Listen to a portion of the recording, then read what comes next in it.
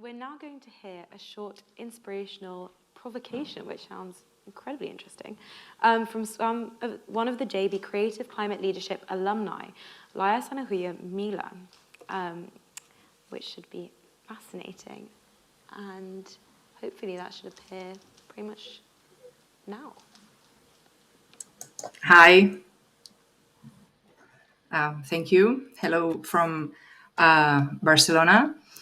Yes, I'm Laia, the Environmental Sustainability Manager of the Catalan Institute for Cultural Companies, ISEC, a public institution of the government of Catalonia that supports the cultural and creative sector.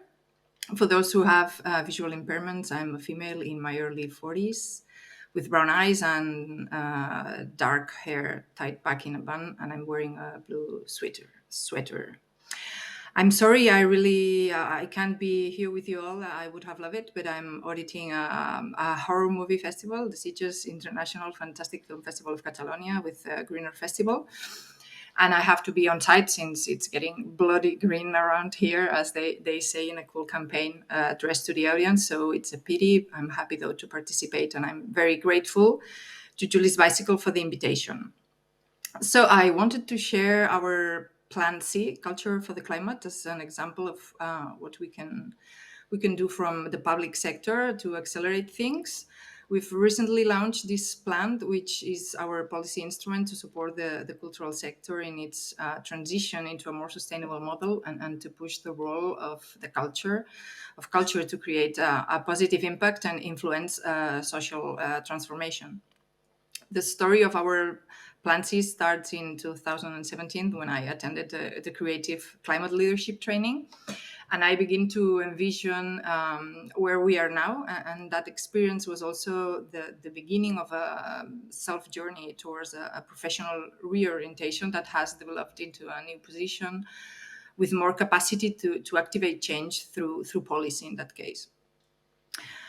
Climate emergency was an issue never tackled before in my institution at any level. And after the CCL course, 4 months later, actually, we organized the first conference to start the conversation and bring together environmental sustainability and culture to connect the intersections and discuss the potential of the sector to inspire change. Then we commissioned a study to Julie's Bicycle to spot environmental initiatives and climate leaderships among the cultural sector here in Catalonia, and get to know the needs and demands for them to start a green roadmap. And after that, and post-pandemic, we brought our ambition to the next level to give a response, and we started to go to work on this strategy that is definitely the result of that CCL spark, and for us an example of a vision turned into tangible policy.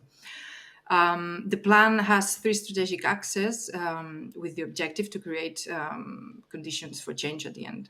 Greening and decarbonizing the cultural sector, inspire action and encouraging contents on climate issues and transformative narratives to decode our challenges and project a better future by empowering also the sector and the audience too. And the last, taking responsibility also as an institution by integrating environmental sustainability in our governance and leading the way for policy change with the strategic partnerships and other collaboration frameworks to create common spaces. The plan has 37 specific actions that includes a training program, funding schemes such as environmental sustainability assessments, consultancy work, or implementation of sustainability plans and content creation tools as carbon calculator or a platform to exchange materials, agreements with universities and art schools, mentoring program, and so on. We have an implementation horizon of 3 years till 2024, and we have a 1.2 million euros budget for this year, which is a clear measure, I think, of our commitment. We are actually experience a kind of momentum. The plan is having a very good reception among the sector, and there's uncertainty, but also enthusiasm and not the resistance I thought we would we would have to confront. We are working to engage more and more cultural agents, and we are also attracting the attention of some policymakers at different levels, which is very good news for us in terms of capacity of influence. And yeah, just to finish, I want to share some internal debates or reflections we are discussing around mitigations as funders of the cultural sector.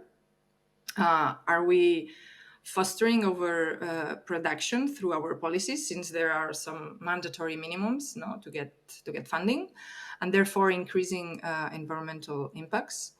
Should we then fund the growth? And should we formulate our grants in terms of carbon budgets instead of financial budgets? So funding depending on the environmental impacts. Where is the balance? No?